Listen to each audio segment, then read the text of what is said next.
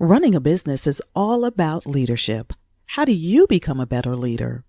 Learn from the successful entrepreneurs and business owners how to lead your organization more effectively. That's why we created Leadership Live at 8:05, Talking Small Business, to help you succeed with your host, Andrew Frazier, Business Growth Pro and CFO and founder of the Small Business Pro University. Every Tuesday evening at 8 p.m. Eastern, we're joined by experienced entrepreneurs and business owners who share their secrets to success via live stream. Also, every Friday morning, we release a new podcast episode. Either way, you will learn about developing your business leadership skills from our roster of highly performing guest experts. Leadership Live is one of the many valuable resources provided through the Small Business Pro University, empowering business owners to learn, profit, and grow. Find out more at sbprou.com. Are you looking to grow revenues, increase profitability, or obtain financing? If so, you came to the right place. My name is Andrew Frazier, outsourced CFO and owner of Small Business Like a Pro, where the more you know, the faster you grow. I've worked with over 500 entrepreneurs and business owners one-on-one and taught thousands of people about entrepreneurship and business over the years. My expertise is in business strategy and financial management, which I use to help them be able to create a sustainable business that can run without them. And how do we do that? We focus on growing revenue, increasing profitability, and obtaining financing so that their business can grow. If that's something that interests you, I invite you to come check us out and reach out to me. We'd love to help you grow your business.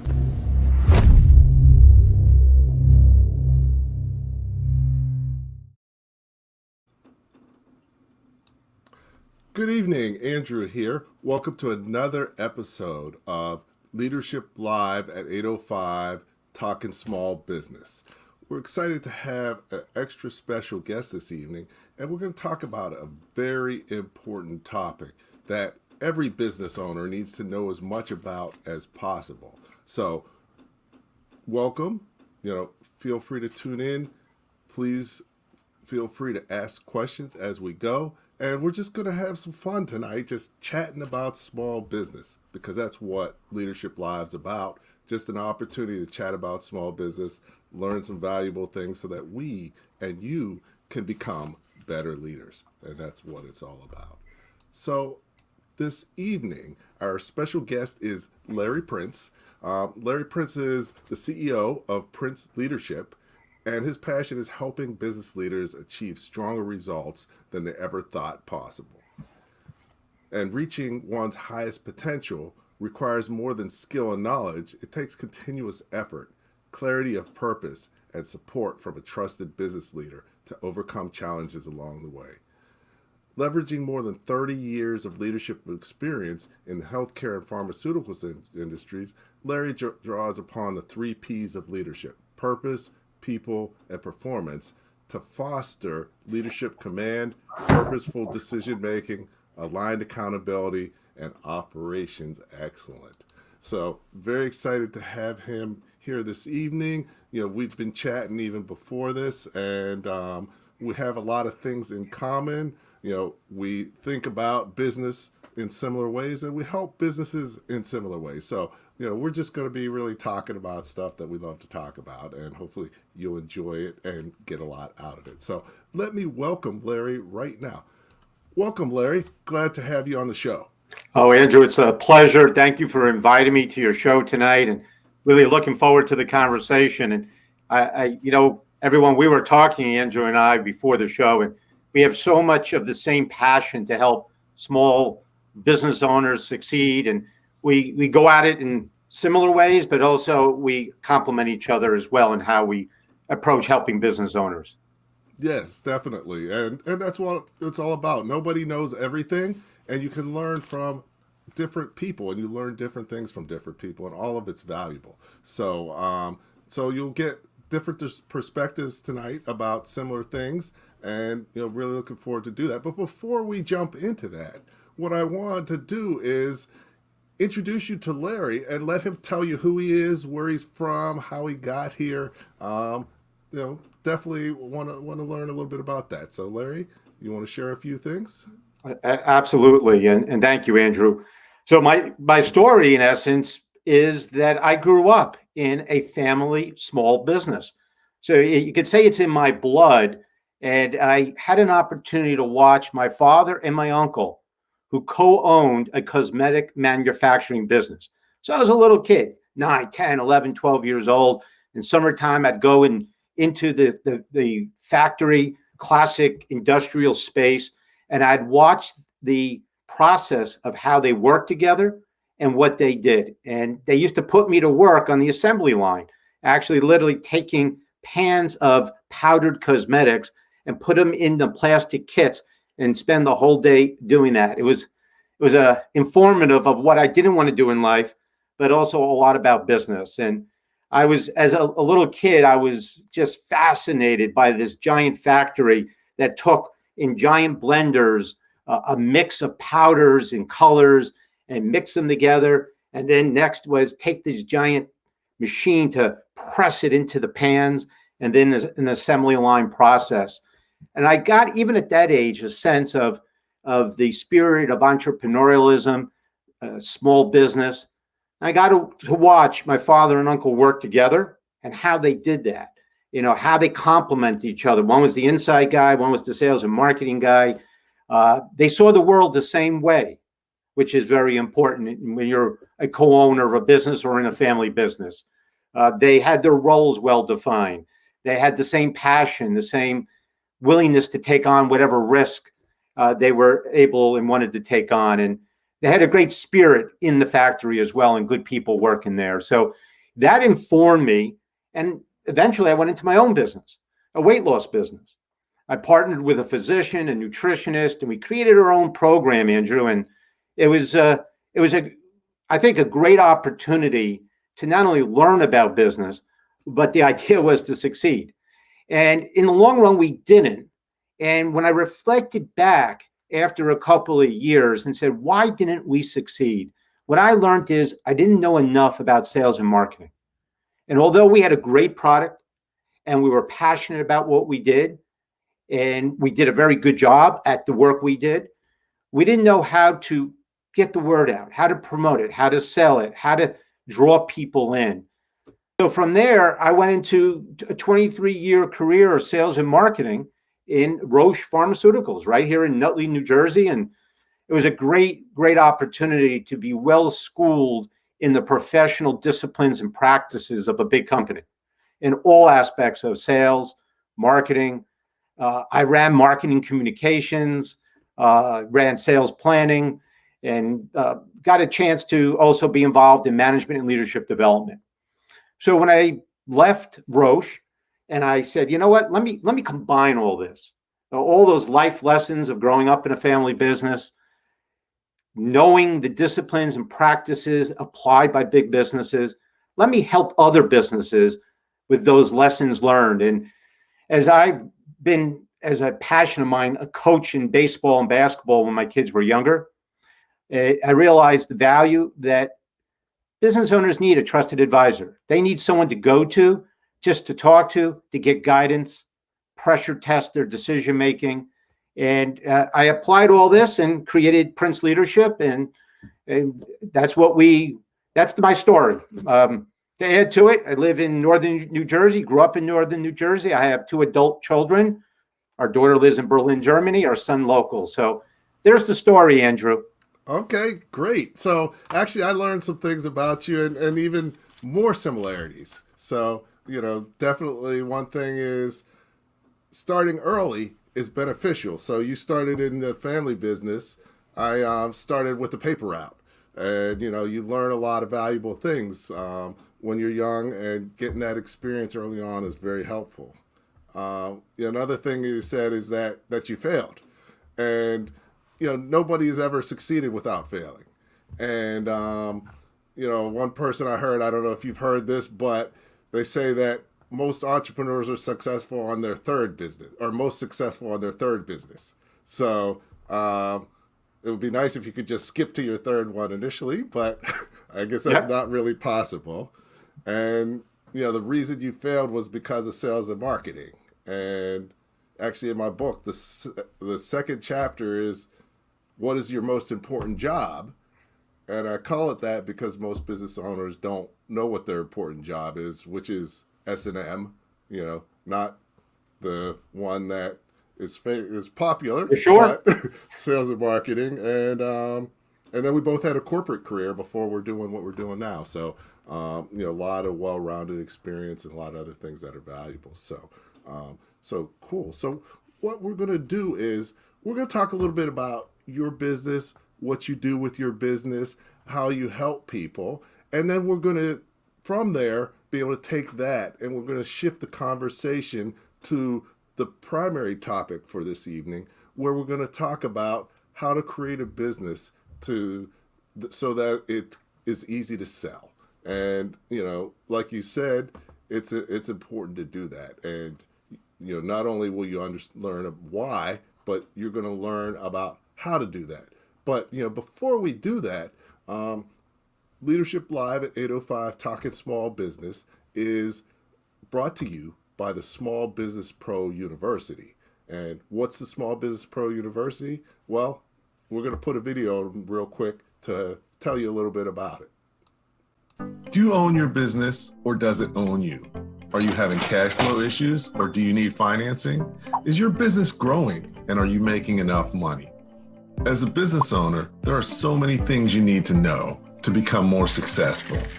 You must continually increase your knowledge, even though it is difficult to find a comprehensive, quality source of information that is readily available. Hello, my name is Andrew Frazier, the Business Growth Pro and CFO.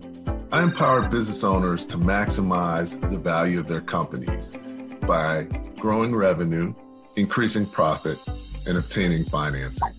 I've worked with over 500 business owners one-on-one and have taught thousands of people about business. I'm the author of Running Your Small Business Like a Pro. The more you know, the faster you grow. I created the Small Business Pro University for you and collaborated with other experienced entrepreneurs and business owners who are experts in their respective fields. Whether your challenges are in marketing, finance, operations, or strategy, we've got you covered. Small Business Pro University has self-paced, dynamic, multimedia learning experiences created by more than 20 instructors who are business owners just like you. Some of the courses are even in Spanish, and new ones are being added all the time. Each course is clear, concise, and focused because we respect your busy schedule. Small Business Pro University will empower you to become a masterpreneur by learning the secrets to creating a successful enterprise, to go from working in your business to working on your business. He's provided me with valuable feedback. I gotta say, I'm glad I trusted you with your plan because words that you've said to me, I say them to myself all the time. And, Andrew breaks it down in a very understandable way. Become a Masterpreneur Club member. Take advantage of our strategic coaching program, or just simply choose the courses that you need. Please feel free to sample our offerings at www.sbprou.com. Test drive one of our free courses to experience the benefits. We will empower you to thrive and not just survive and make more money in any business environment.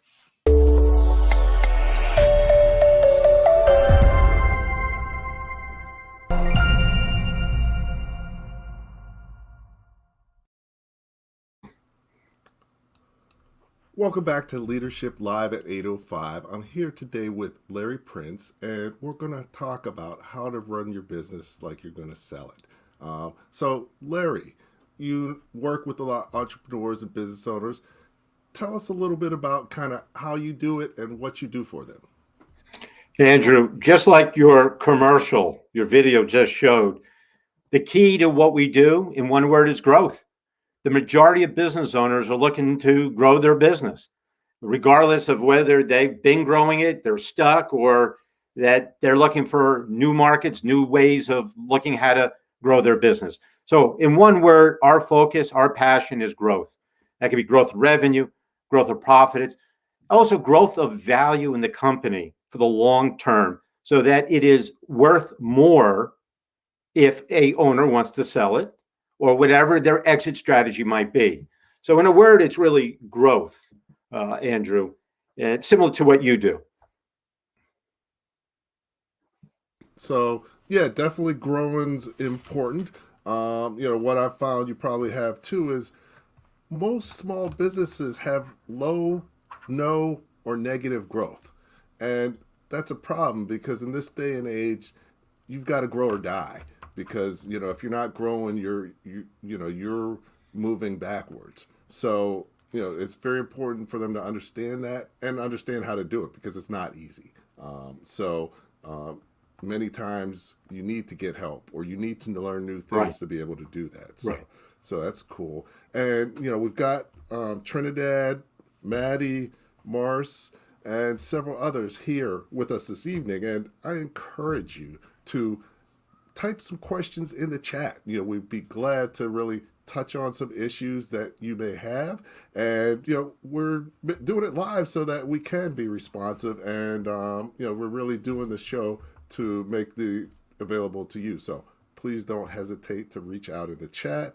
Feel free to ask questions, comment, if you like what we're saying, like us, like it on as well. So, we're live here on YouTube, Facebook, and LinkedIn. So welcome everyone. And so Larry, when you're working with people, do you usually coach them? Do you consult? How does it go?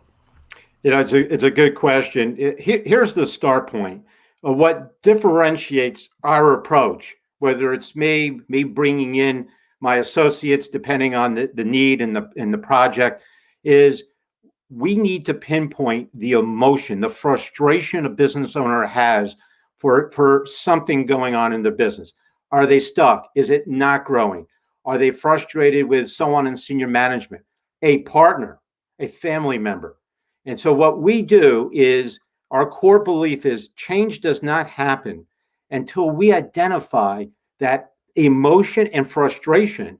And then what we do is we work in different ways to pinpoint the root cause or the source of that frustration. Because sometimes, actually, this stat I have found, 80% of the time when a problem is presented, it is actually a different problem that has to be solved first. So my job is to identify that emotion, get the owner or partners to put it on the table, and then to do some root cause deep dive analysis to say, got it, this is where we begin. And that could be dealing with, a person. It could be not having a strategy, frustration because they're stuck in love with their product and not listening to what the market is telling them. They could have financial management issues. They could, like we talked earlier, in my case as a business owner, getting stuck on sales and marketing and not knowing how to move that forward. So we do that root cause analysis. We do it through discussion, and I use tools. I have a software that I use called Core Value Software, and it's a great tool. And using this tool, we're able to identify and prioritize strengths, weaknesses, and what the gap is to hold them back, and then create a roadmap between where they're at and where they want to and can go step by step and how to get there. Okay, outstanding. Actually, it sounds a little bit familiar, but in different words. So, I usually look at it as, they usually have to have a burning platform because, usually you're, as a business owner, you're like super busy. But if you have a problem that you can't solve, that's usually when you're willing to seek help. But you probably should have sought help a lot earlier than that. Always. And I run into the same thing that, you go in and you meet with people and the problem they think they have isn't really the problem that they have. That's right. A lot of times I'll go in because people are having trouble getting financing. But it's not they're having trouble getting financing. It's probably because they're not they don't have a good plan. They're not executing correctly. There's some things missing in their business. So, one of my clients was like, yeah, I came out, I hired you to come out and do stuff. It was like, I didn't realize I had so many problems with my business, but he's doing great now. So, Marcella asked, when should you seek advice? So you want to talk a little bit more about, how do you know when you should seek advice? Well, and Marcella, that's a great question. And Andrew, you really answered it in some fashion there, because when that emotion comes out, for many business owners, they don't know to seek advice. They don't know that moment has arrived and passed, and multiple little moments have passed, and they needed to seek advice. So what ends up happening is it kind of burst out in emotion, frustration, and sometimes it affects their time, relationships, both at home and at work. It affects making money, achieving goals, and it actually could affect legacy. And when a business owner is thinking about those things, time, relationships, money, goals, legacy, personal wealth, that's the moment they're now ready, and we could capture that moment. That's when they come forward, and that's the start point of the conversation. Okay, great. Yeah, no, definitely. That's a great, way to look at it. And, one other thing you mentioned is, you come in and you have like an assessment, your root cause to figure out what's really going on. And, you do it that way. I have my Small Business Pro assessment that I created. And it's very important before you try and get someone to hire you, you need to be able to know what you can do for them and what they need. So, that's one key thing that, before, if you're trying to hire someone, you don't want to hire anyone who's trying to charge you or get you to sign a contract before, they've spent some time with you and they understand what you're doing. Because I think that one thing I run into a lot is business owners who had a bad experience when they sought help. And that's not uncommon, because, there's, different levels of expertise, coaches and consultants and advisors out there. And you got to find the right one. What has your experience been with, have you run into people who've had bad experiences before, and how do you sort of help them understand that even though it was a bad experience, they still have to seek help? Yeah, that's a good question. Actually, that's happened several times where the business owner is hesitant to bring on an advisor, a consultant, a coach, depending on what your fancy is in terms of those terms, because they've been burnt in the past. And what many business owners want is a trusted person to talk to. And they don't want you to come in with a fancy solution that you promise them something that isn't always what they need. And when you could be a good listener, hear their challenges, ask good questions, drill deeper, marry that, not just that a conversation about frustration and emotion, but marry that with validated, quantifiable data analyzing a business, you got a powerful combination to work with that builds trust and confidence in you as a consultant. And so nothing good happens without building trust. And my goal is to have conversations that makes the owner say, you know what, I need to talk to this person. I need to work on my business. I need a confidant to share what's going on. Yeah, I have maybe my spouse, maybe a co-owner, management team, but they all could be the source of the problem as well. So yes, Andrew, we've had that problem where owners have been burnt with consultants that didn't deliver and didn't build that trust. Okay. Yeah, no, definitely. It's important, and having that trusting relationship is valuable for many entrepreneurs and business owners. I've don't know if you know Michael Dermer, the Lonely Entrepreneur, but it's a book called The Lonely Entrepreneur, and it's kind of interesting because he ended up calling it that because being an entrepreneur can be pretty lonely because usually you don't have people to talk to, and you don't have people who understand you, and as an advisor, you can be that person that makes the journey a lot better experience for them. I end up talking to clients about all kinds of stuff, and I'd say rather than yelling at your people or they make you mad, call me so we can get you back, calm down, right, and so you don't make the situation worse. So, talk to me about some of the relationships and interesting pieces of being a trusted advisor that you've run into. Well, I'll tell you that a common phone call is the unplanned phone call from a client, right? It's not the planned on the calendar, we're going to talk next at this time. It is that random call that you don't expect, and your client says, help. And I got to tell you, the majority of times, that help is out of frustration with someone they work with. It could be a co-owner. It could be, and often, it's not a staff member deep in the organization. It's often someone in the management team. And it's because, and here's the root cause, Andrew and everybody that I see. It is that when ownership, family business, it could be a family business, it could be co-owners in a business, it could be a husband and a wife, it could be a solo owner with the management team. When they don't see the world the same way and the intentions of what they hope short and long term that they want from the business, if they're not aligned around those goals, both business and personal, that's the source of conflict. So the most of the time where I see a source of conflict and I get that phone call help, it's because of people not aligned around how they see moving business forward.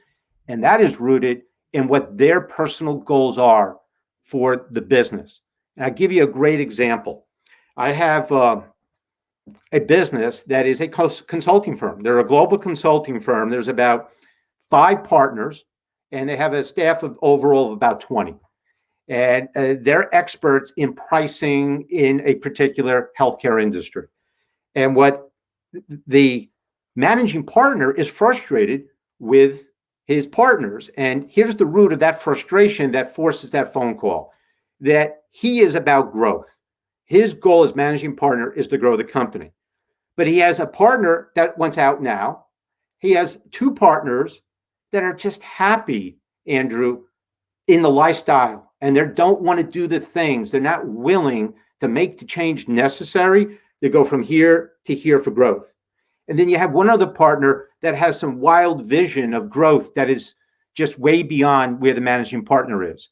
So they each exist with a different view of the future of their business. That's the source of conflict. You add some of the people issues to that, and those are the phone calls of frustration we often get in as trusted advisors. Yes, yeah, no, definitely. I think that's key. I know that several managers would not be working for their company if I wasn't there because, one, I'm sort of a sounding board to keep the owner from making the situation worse, but, also coaching the owner on kind of how to make the situation better because, as an owner, at the end of the day, it's your company, right. You make the rules. So, but you have to do a good job at it. And nobody can tell you that you're not doing a good job except for someone who doesn't work for you. So that ends up being me. Like, maybe you shouldn't be doing that. Well, isn't that helpful? It's easy for us to tell the owner, here's what you need to fix, or over here, you got to do this or that, this person. But when you got to look at it, at your client, the owner, in the eyes and say that you're the problem, that's a tough role. And we have to have in what we do the courage to hold those tough conversations, because we're teaching our business owners, clients, to hold tough conversations with their people. At times we have to hold that conversation with the owner as well. And we've all had those. Right. And sometimes it doesn't have to be tough, because a lot of times I will use humor, so to, they'll get the point, but, that's part of coaching. You got to figure out kind of how it works for you. But, the other side is we can coach their managers too. So we can sort of be a bridge.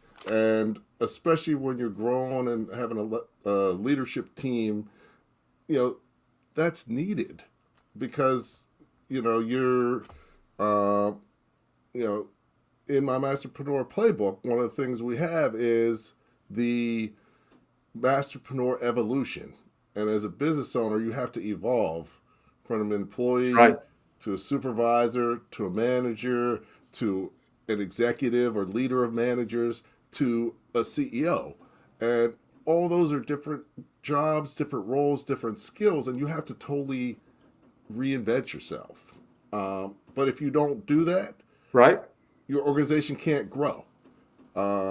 And when you're at a certain level, you develop habits, but you have to break them. Like, one of the biggest things is when you go from manager to leader of managers, because you hire a manager, but so you're so used to managing that you manage and don't let your manager manage. So your manager becomes a supervisor, and then you're like, how come I'm still managing? That's one of the big laments of business owners. And you're right, the humor could help right there, because how often is a business owner says, I'm frustrated because I end up doing their work. Well, you're enabling them. You're enabling them to allow you to do their work. And that's a big area where and I really love the term you use, that evolution. An entrepreneur that do it all owner, founder, they build a business to a certain level, and then they get that frustrated, stuck, and they wonder why, because there's too much on their shoulders, too much reliance and dependence placed on the owner's shoulders, and everyone in the company is waiting for the owner's direction, waiting for the owner to tell them what to do. And that is not the recipe for a company that needs to evolve for growth. Right. But at the end of the day, whose fault is that? Well, it's the business owner. There you go. But nobody in the company will tell that except for maybe a good advisor. But that's what they need to hear, because they're the only ones that can fix it. Classic example, if you're managing your manager, they're not going to take ownership of stuff. Right. And when you go from a manager to an executive or a leader of managers, the first thing you got to do is empower them. And, what I coach people on is you're not allowed to tell your managers what to do. All you're allowed to do is ask them questions, because then that keeps you from managing. Because if managing is about telling people what to do, and you ask them, what's the problem? What are you going to do about how you're going to solve it? And then that makes them be a manager, because they say what the solution is, then you hold them to it.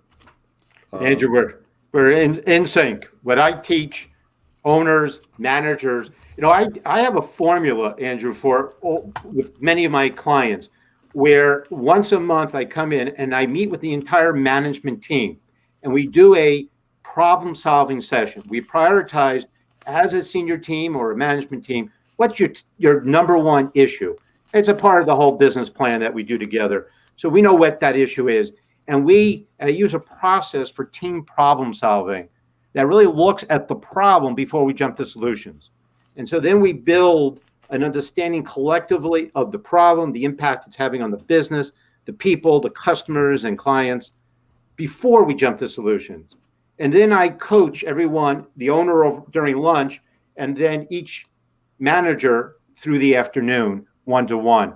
And we hold these conversations that you were talking about, because just as the owner puts too much on his or her shoulders, sometimes the next level manager is doing the same. And we got to teach them to be facilitators as leaders sometimes, and that's solution purveyors. Okay. And that's a great point. It's not just the owner that has to step up.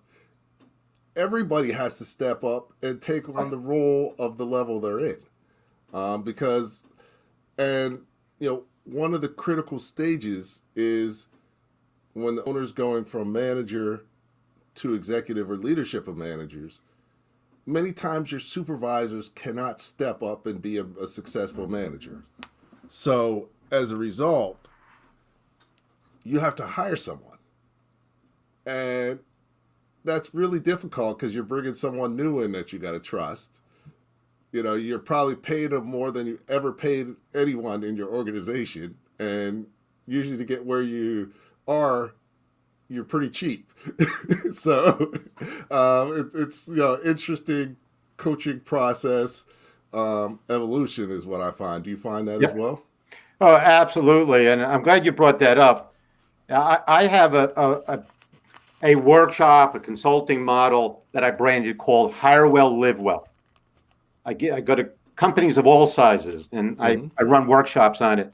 Because often when you really do that root cause analysis, Andrew, what we find is many business owners don't know how to hire the right people, right? And so when you look and say, hey, this person is not doing what you need them to do, yeah, maybe because you are not teaching them how to lead and manage, but also sometimes we don't hire the right people for the right roles, and they're not the right fit for the company and the work they need to do.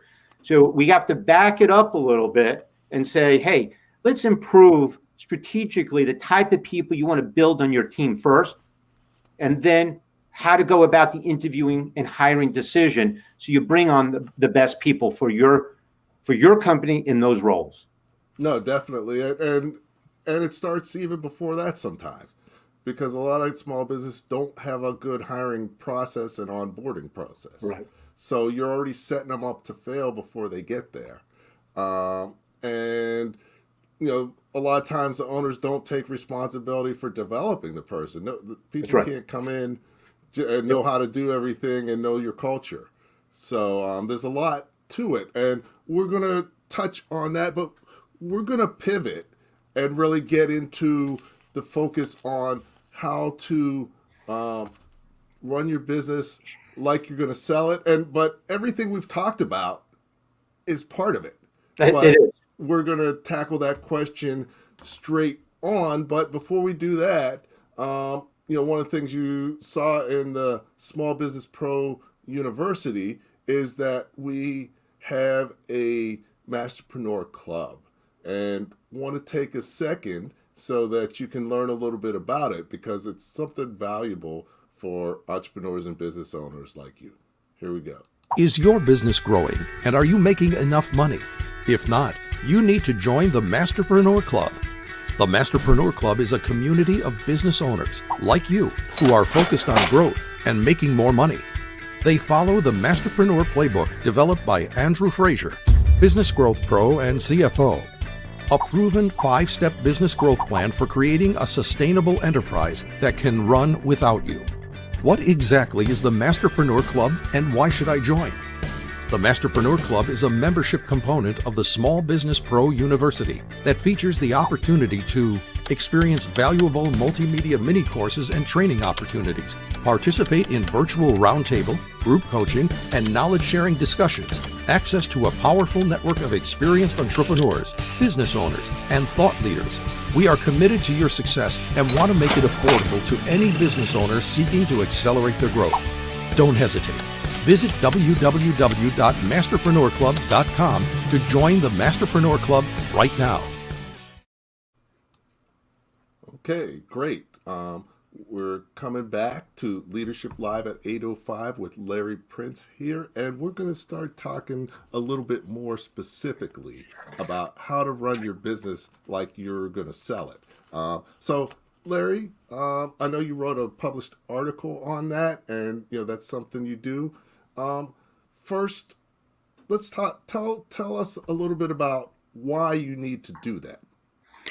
Andrew, for many of the reasons we've been talking about, what I realized through the years is that many business owners, whether they grew up in a family business, whether they were the founder of the business, an entrepreneur, they really lack certain understanding around disciplines and practices that larger companies that broke through that ceiling and broke through for sustainable, scalable growth over time. They lack many of those disciplines, those practices, those processes. It could be in sales and marketing, how the entire sales and marketing function operates, the right people with the right conversations to the right clients. And most companies don't have that process in place, not just sales, but marketing and sales, both. They lack understanding, like we talked about, how to raise managers, how to prepare people at all levels, including managers, for success, including the hiring practices and onboarding and setting expectations. And so all of these elements are lacking in many of the businesses. Some have very intuitive owners and they break through, but others don't. And if we could get business owners to understand that they would want, one day they're going to be frustrated when they find out their business is worth half of what they thought, a third of what they thought. And that's when they're going to learn they lack those disciplines and practices and processes in place that they needed to. So why wait? And so the idea of run your business like you're going to sell it doesn't mean you're going to sell it today or next year, but let's start running it with that professionalism as though you're going to.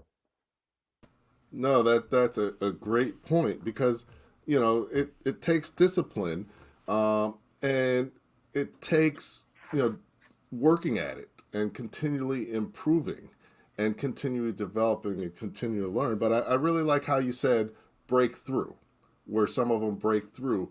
And, you know, one thing I talk about is, you know, the number of businesses that go from where the owner's working in their business to where they successfully work on their business is probably less than 5%, because it's not easy. And very few of them, even if they're great, that's a difficult stage for them. And they have to get help, either formally or informally, through coaches, mentors, consultants, you know, therapists, whatever. Admit it. Sometimes we are business psychologists. Right. So, you know, that's great. And I think you were generous about, you know, how much less your business might be worth. I had to talk to someone after I had to value his business, and it was worth 1/10 of what he thought it was going to be worth. That's extreme, but it happens. So yeah. So, you know, you talked a little bit about why. So now, what? You know, what is it that you do? Because, you know, if you've never done it, you've never done it. So what do you got to do to run your business like you're going to sell it? Well, it begins with a understanding of your business and yourself. You know, the successful breakthrough owner understands him or herself, what they're strong at and what they're not. And, you know, they're hard driving people, business owners. And sometimes they're driving against a wall. They don't know that all you have to do is kind of walk around that wall and see a different playing field. We help them see that. That's what I do. I take that emotion, I take that frustration, we do that root cause, we do the quantifiable software deep dive analysis. We look at 18 different business drivers, and then we prioritize where they're strong and where they need to get better. And ultimately, the same few keep coming right to the top of what they need to get better at. Consistently, sales and marketing is number one, especially if that owner didn't come from a sales and marketing background. They fall in love with that salesperson that has that personality and could drive some sales, but that's not always repeatable. And so if you don't have a process in place and a method for how you sell what you do and market it and just understand your market and analyze the market, you're going to hit that wall. So number one is sales and marketing. Two is having the right people in the right position, including management, setting them up for success and knowing how to do that and how to let go and let them succeed, and at times let them fail. The third is operations, having clear workflow management and operational processes in place to support what salespeople put into the top of the funnel, right? Salespeople, you've got a good functioning sales group, they're putting an opportunity at the top of the funnel. And then there's a workflow to fulfill that promise that you put out in the market. And so these are three of the, and you know what? The fourth is managing finances the right way. Cash flow, understanding decision-making around your operating reports each month, understanding controls, financial controls that make good sense, managing expenses. So you're marrying up sales and marketing, marrying up the strategy and goal setting, people management, financial management. Those are the four key big areas that you're identifying and helping the business owner prioritize. That's what I do. And because they have to say, I could do that. If we overwhelm them with too much, they don't know where, it won't happen. So my job is to not only identify and pinpoint, but make it like this is doable. And let's just take it one step at a time. So usually I have this like kind of a flow. We'll do this and it'll connect to that. And then we do that. And they feel that success, that breakthrough start to happen, and success begets success. And we start flowing from there. No, that's great. I mean, definitely those are each key things, and it lines up perfectly with my book. You start to see patterns, and that's right. Second chapter's, what is your most important job, which is sales and marketing, and really marketing, because sales is good, but the better you market, the less you have to sell.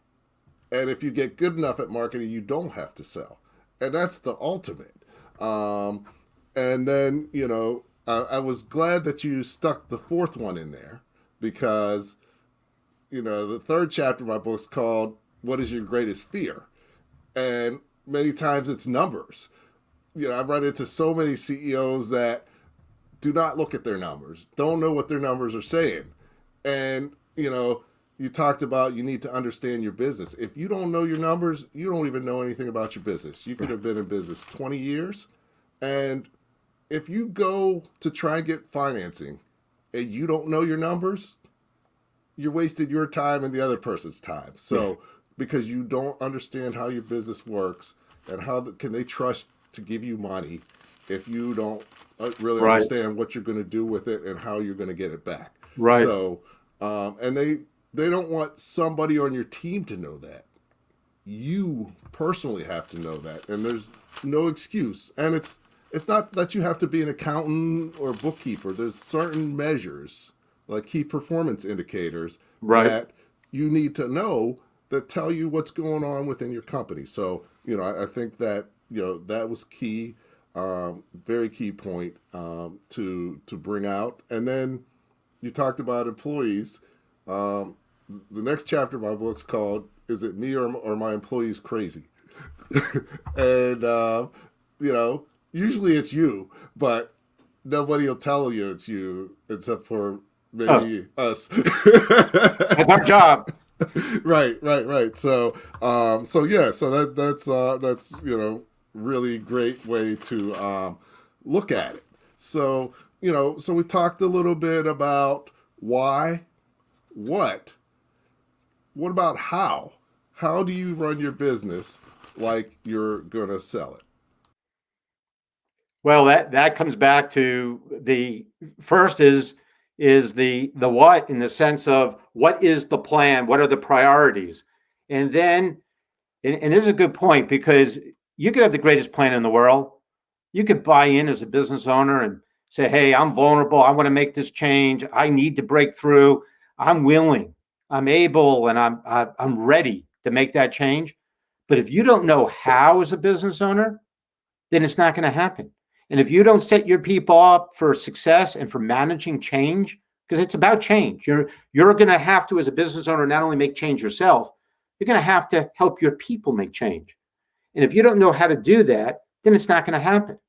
And then frustration multiplies and builds in again. So our job is to help them understand also how. What is the process to help coach your people? how to relate to them differently, how to set up an implementation plan, piece by piece, quarter by quarter, as the book Traction says, the big rocks, quarter by quarter, and to break it down into doable pieces that people can say, I could do that. I get what, I get why, the rationale for our people, for when you're a business owner and you're making change, the rationale, the why is essential. And then the how, or that step-by-step guide. And then you mentioned KPIs. Those are great business financial dashboard opportunities to see if you're progressing. But how about people KPIs? How about the little things that people are doing that you could recognize, reward, the milestones they achieve as a company, as teams, as individuals, and reinforces this change it's working and it's necessary. And I'm a part of a team, and my opinion matters. And so the how is where the rubber meets the road. And that's what we do. We help guide business owners, and what I do, on a plan of the how to get that done. Definitely. I think you're talking about the right things. I mean, you said, oh, how are we going to talk for an hour? And we got like 7 minutes left. So, time flies when you're having fun. But this has been, a really great talk. And, we've hit on some really key things. But, one of the things is, people are looking at all types of advisors, and you're like, well, why should we listen to you? There's a couple things that I think people should take into account. Number one, the answer for a small business many times is the opposite of the answer for a big business. So if your advisor doesn't have experience working with small businesses and doesn't understand small business, they could be guiding you in the wrong way. Number two, nobody understands better than someone who sat in the chair. So, you've got, a president can learn from other people, but they can never learn more than they can learn from another president because they sat in the chair. And, I think, having the experience that we have, I've been an employee many places. I've been a supervisor. Right. I've been a manager. I've been an executive. I've been the CEO. And so I've sat in the chair. So I know how to do it right.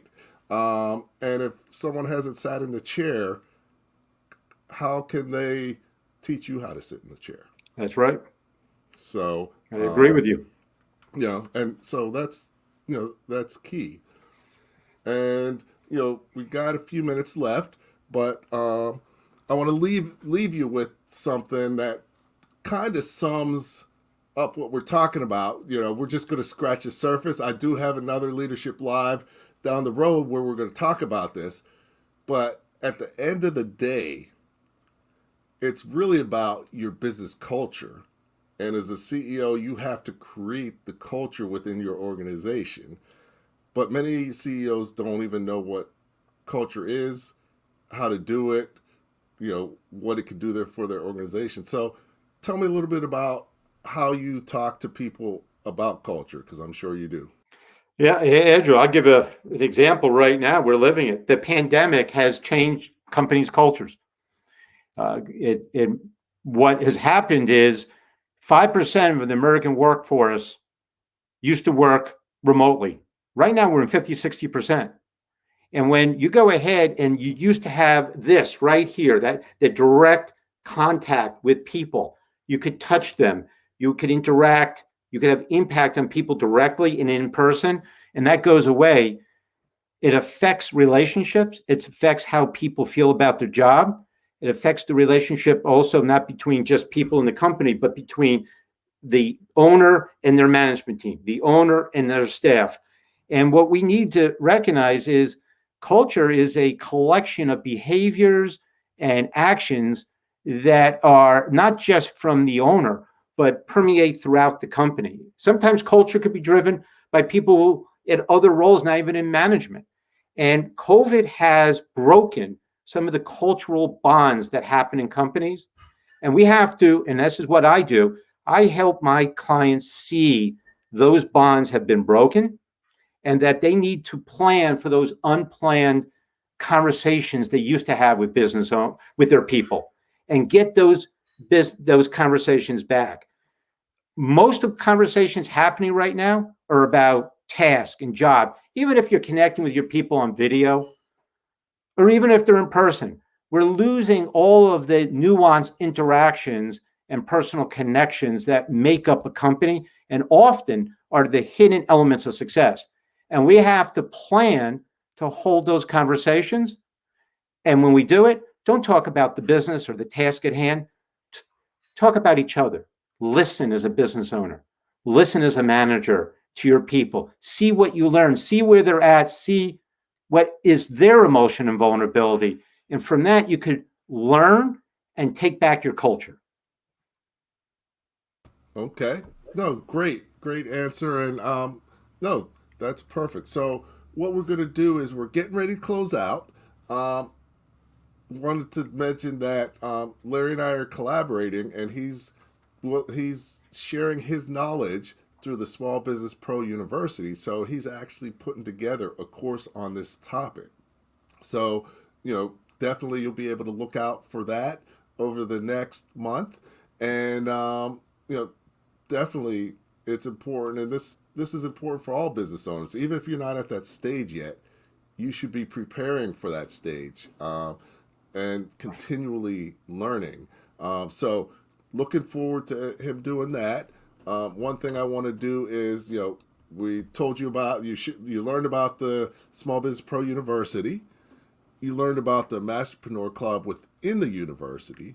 And one other thing we have, and it's a bonus for you, is we have the Masterpreneur Playbook. And what is the playbook? It is a 5-step business growth plan, a proven strategy from going from startup to scaling.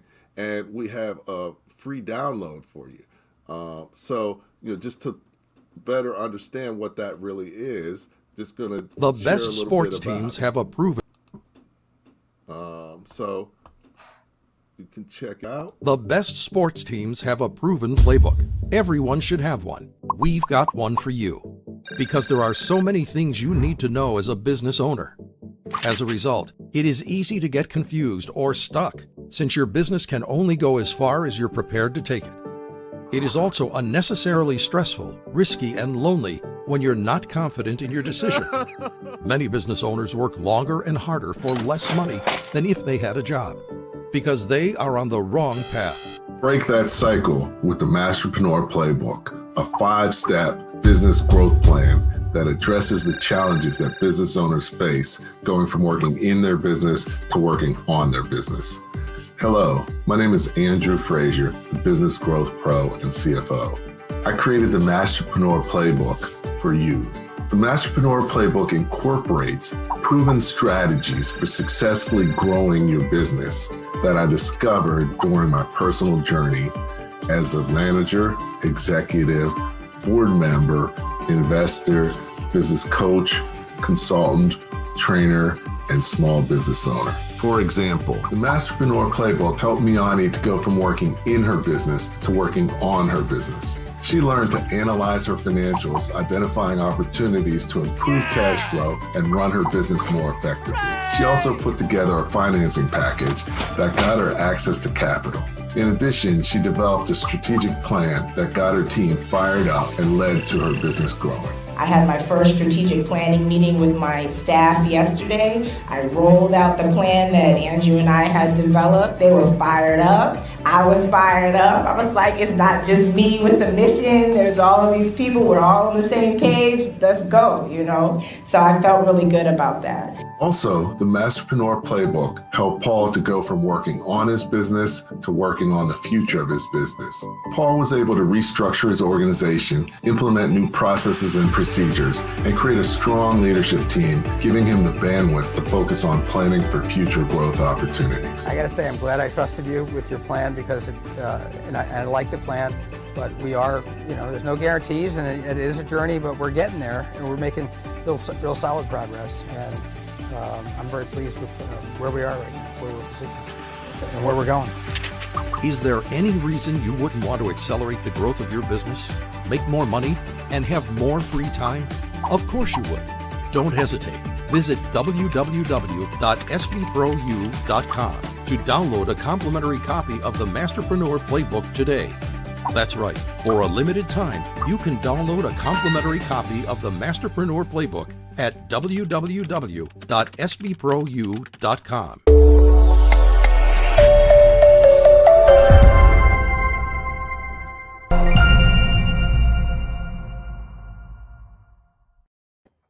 Again, this is Leadership Live at 8:05, Talking Small Business. We're here with Larry Prince, and we're going to close things out now. But Larry, is there anything you would like to share with the audience that has participated and shared in this conversation this evening?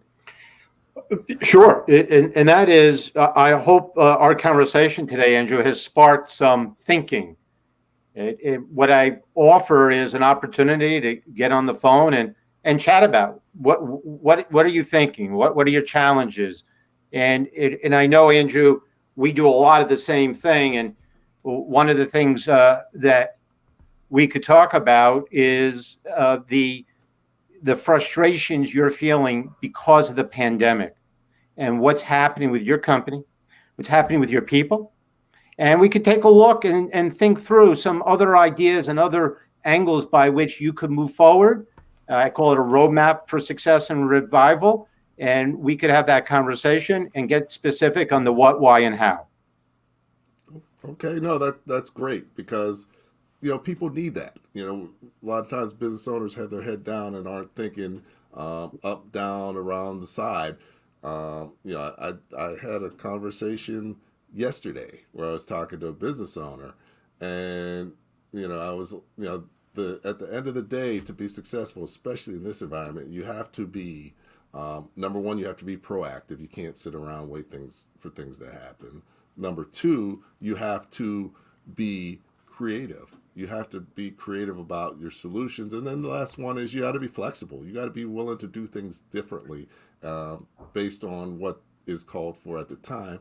And that positions small business owners in a great way to be successful, because that's really what you can do at a small business much easier than anyone else. So definitely been a great show.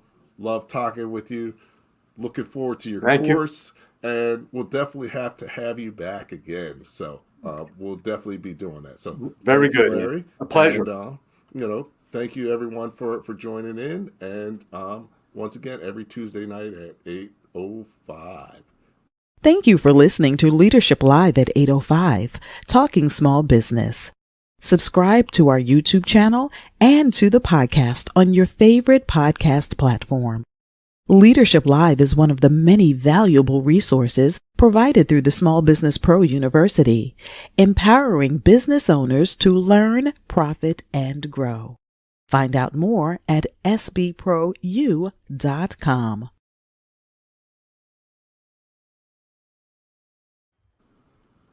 Okay, great. And this has been a great session.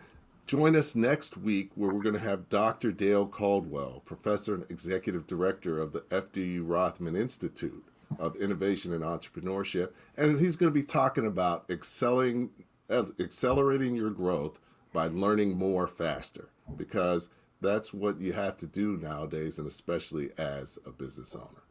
Thank you.